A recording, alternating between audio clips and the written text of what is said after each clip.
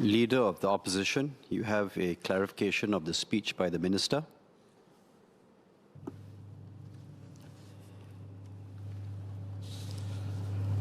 It's a clarification of the speech. Speaker. I have three clarifications for please proceed. For the Honourable Minister. I must say I never expected a little report card of the PAP performance and G 2025, so I will respond as how the Minister delivered his speech in that order as far as I can. The Minister made a point about at the conclusion of elections, the PAP will work hard for those who did not vote for it as well. I second that position because immediately when the results were announced, when I thanked voters of Aljunied GRC, I made the same point to the voters in Aljunied GRC. You may not have voted for the Workers' Party. About 40% of them did not. My commitment to them, as was the commitment I made to them in 2020, was we would serve them equally. Taking that as my preamble, the first point I'd like to make is about a point I know the PAP harps on a lot, which is a demand for alternative policies, ideas, and so forth. And Minister spoke about mature democracies. He used the example of the political systems in the United Kingdom, in Germany, real choices. I think we have to look at both these societies as what they are and how deep the political systems are compared to ours. We've had a one-party dominant system since independence. These two societies are very different. So it is inevitable that alternatives would function of what each of these parties, be it Democratic Socialist, Christian Socialist, Labour, Conservative, what they bring to the voter in their societies. Our system is very different. We deal with significant asymmetries of information. And Minister, I move on to the next point Minister made. He made it a bit earlier about the WP, in his view, in his opinion, are deliberately choosing to contest less than 1/3 of the seats. Now, we had roughly, if I remember correctly, 1.5 months from the time the electoral boundary report was released and nomination day, thereabouts. In that time, the opposition, it's specifically the Workers' Party, we have got to organize the individuals we have, the members we have, and persuade them to stand for general elections. It is a short period of time. And in that period of time, you also have to deal with the reality of new SMCs, sometimes new GRCs. So we are not clairvoyant. Unlike the government, we don't have the capacity to conduct survey after survey to understand where the population is on certain issues. So the realities are quite different. But in spite of that, I take the Minister's point that Singaporeans want an alternative. And since they want an alternative, we do our best to present it to them. We put together some collaterals for members of the public to review, put together a manifesto where we differ from the PAP, and put together our ideas for the voter to consider. I disagree with the Minister when he says there's no chance of an opposition wipeout.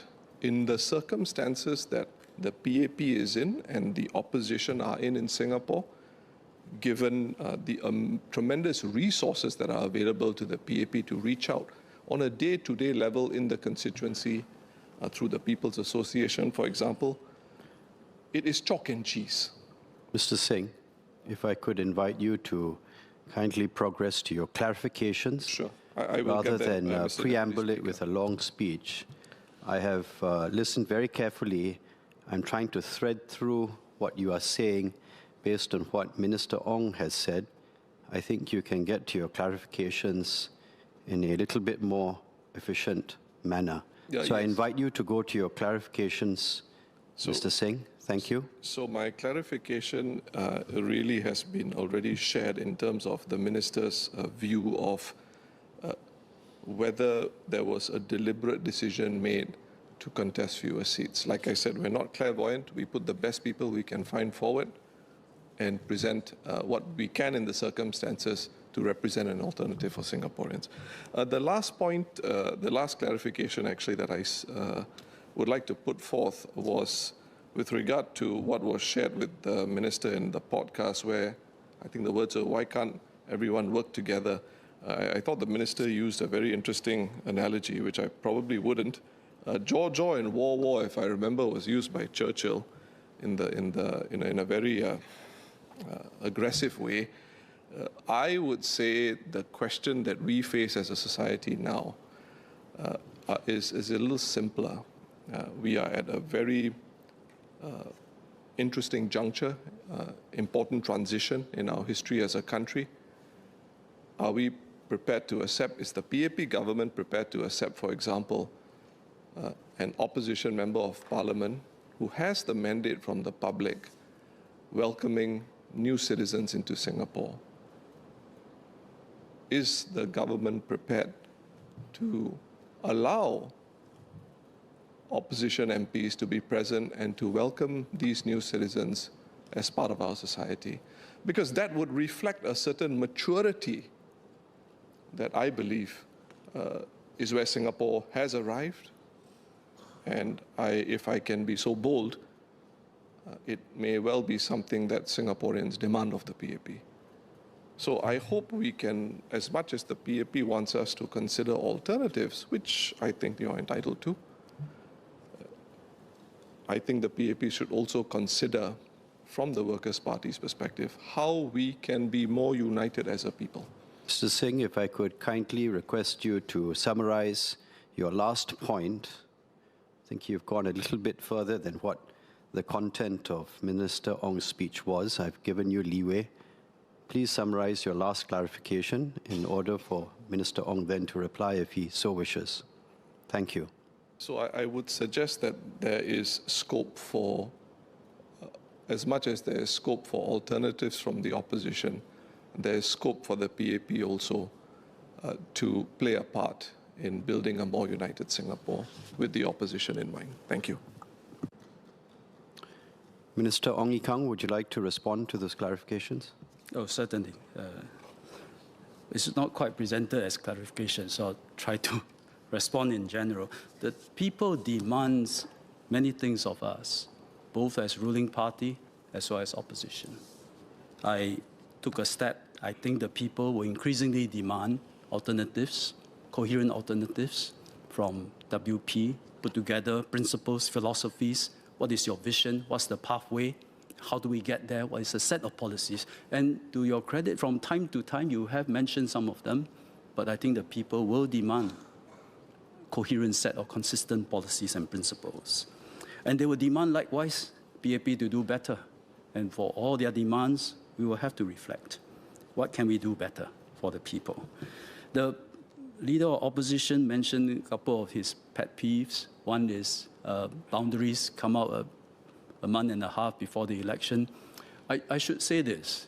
I think most PAP MPs in this House, when the boundary reports come out, everyone scramble. They're all smiling.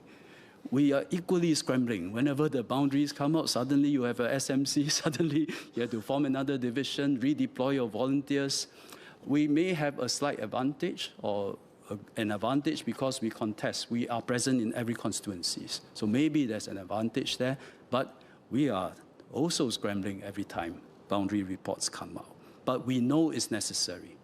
Population changes, new developments, group of civil servants look at the data and they propose new boundaries. We have to let them do their job and adapt to it. Leader of opposition mentioned PA and citizenship ceremony. I would just say, under the Constitution and the law, an elected MPs have two functions. One is to be a legislator in this House. The other is to manage the town council. There's no PA. PA and grassroots work is a policy of the PAP government. that we decided to set up a statutory board, gather as many volunteers as we can, engage the ground, bring communities together, help the children grow up well, help parents cope with parenting, help the seniors stay healthy, promote exercise. None of this is in the law or constitution, but we do that to help our constituency and our residents. Citizenship ceremony is one such event. I do not know of any country where you become a new citizen, the grassroots hold an event and talk to you about being Singaporean, what it means, and then sing the national anthem and gather together. So these are all part of the PAP policies to engage the ground. The leader of opposition talked about no chance of a wipeout. I think in the hearts of Singaporeans, they know that there's no chance of a wipeout. And reading the ground, we know there's no chance of a wipeout. The desire for a check on the PAP is very strong, precisely because we have a good majority. And that desire is so strong. We see cases all the time, like what I mentioned, the couple at the Zhicha store, friendly to us, like what we are doing, want you to be government, want me to continue as health minister, but I'm not voting for you. Yeah, I need to support the opposition. You have a role here. The opposition has a role in the governance of Singapore, and we have to take that seriously and accept there's no chance of a wipeout. There's no equilibrium, it's a dynamic balance. From term to term, people will have a different balance in their mind. But we must accept that people now want a PAP government. For now, they want a PAP government, but they also want an opposition presence. Mr. Singh talked about our circumstances being different from UK or US. 1963, this was a much smaller chamber with 13 Barisan Socialist members, minority, small minority. But they stood for different vision, with different sets of policies.